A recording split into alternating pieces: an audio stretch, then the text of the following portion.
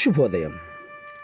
Global బెతేనియా Calvary ministry తరపున ఈ ఉదయకాల సమయంలో మరొకసారి మీ అందరితో కూడా కలుసుకొని దేవుని యొక్క పరిశుద్ధమైన మాటలు ధ్యానించుటకును దేవుడు నాకు ఇచ్చిన మధురమైన అవకాశమును బట్టి నేను దేవునికి ప్రత్యేకమైన వందనాలు తెలియజేస్తున్నాను. ఈరోజు కూడా పరిశుద్ధమైన వేద గ్రంథంలో నుండి మరి యొక్క చక్కటి మాటను చదువుకుందాం.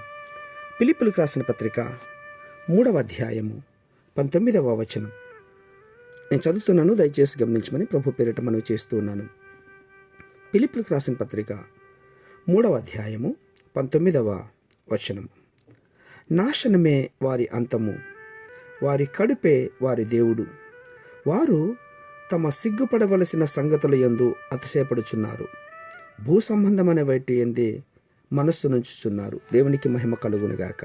అవును ప్రియులారా, కేవలం పొట్టకూటి కోసం చేయరాని కార్యాలు చేసేవాళ్ళు ఎంతోమంది ఉంటున్నారు. పొట్టకూటి కోసం సంపాదన మొదలుపెట్టిన తర్వాత హోదాల కోసం, స్థానాల కోసం ఏవేవో కోరుకొని చేయరాని కార్యాల వైపు వాళ్ళు వెళ్ళిపోతూ ఉన్నారు చాలామంది. ప్రియులారా, యేసుక్రీస్తును సాతానుడు ఇదే రూపంలో శోధించాడు. కానీ యేసుక్రీస్తు వారు ఏమన్నాడు తెలుసా? మనుష్యుడు రొట్టె వలన మాత్రమే కాదు కానీ దేవుని నోటి నుండి వచ్చు ప్రతి మాట వలన జీవించును అని మాట్లాడాడు. వాక్యం ద్వారా సాతాను యొక్క నోటిని మోయించి సాతాను జయించాడు. ఈ లోకపు భోజనాలు, ఈ లోకపు విందులే ముఖ్యం అనుకోవద్దు. దేవుని వాక్యం చాలా స్పష్టంగా మన దగ్గర మాట్లాడుతోంది. ప్రకటన గ్రంథం 3:21 ఏమంటున్నానంటే, ఇదిగో నేను తలుపు నొద్ద నిలిచి ఉన్నాను, ఎవడైనా నా స్వరం విని తలుపు తీసిన ఎడల నేను అతడు నాతో భోజనం చేయుదుము. ఎంత గొప్ప మాట కదండి. అవును, ఈ లోకపు విందులే అనుకుంటూ ఉన్నారా? అసలైనటువంటి పరలోకపు యొక్క పెండ్లి విందు మనకు ఉందండి. మన ప్రభుతో భోజనం చేసే అనుభూతి మనకు ఉంది. కాబట్టి శరీరం నిన్ను తొందరపెట్టిన ఒక్క పూట తిండి కోసం, ఒక్క పూట రిలీఫ్ కోసం అపవిత్రమైన కార్యాల వైపు, అపవిత్రమైన భోజనాల వైపు, అపవిత్రమైనటువంటి పానీయాల వైపు ఎందుకు నీ మనసు పెట్టుకుంటూ ఉన్నావు?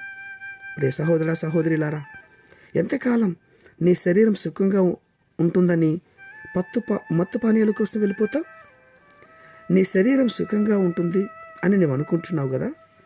నీ శరీరానికి పానీయాలు అవసరం. అవి మామూలు పానీయాలు అయితే పర్వాలేదు, కానీ మత్తు పానీయాలు అయితే అవి నీ జీవితాన్ని భ్రష్టత్వంలోనికి దిగదారిస్తున్నాయి. నువ్వు గుర్తించావా? అవును, నీవు తిండిపోతివైన ఎడల నీ గొంతుకకు కత్తి పెట్టుకొనుము అంటోంది సామెతల గ్రంథం. ఆహార విషయంలో అదుపు లేని వారిగా ఉన్నావా? అదే నీ ఆధ్యాత్మిక జీవితాన్ని పతనం చేస్తుంది తెలుసా? అవును, మాంసము హెచ్చుగా తినవారితోనైనను, ద్రాక్షరసము అధికముగా త్రాగువారితోనైనను నీ సహవాసం చేయకూడదని వాక్యం సెలవిస్తోంది. ప్రియులారా, ఈ లేఖనాన్ని జాగ్రత్తగా చదవండి, చదివి ధ్యానించండి. చదువుకున్నప్పుడైతే మనకు నవ్వొస్తుంది, కానీ అది నిజమే. నీ ఆధ్యాత్మిక జీవితాన్ని పతనం కాకుండా జాగ్రత్తగా పడు.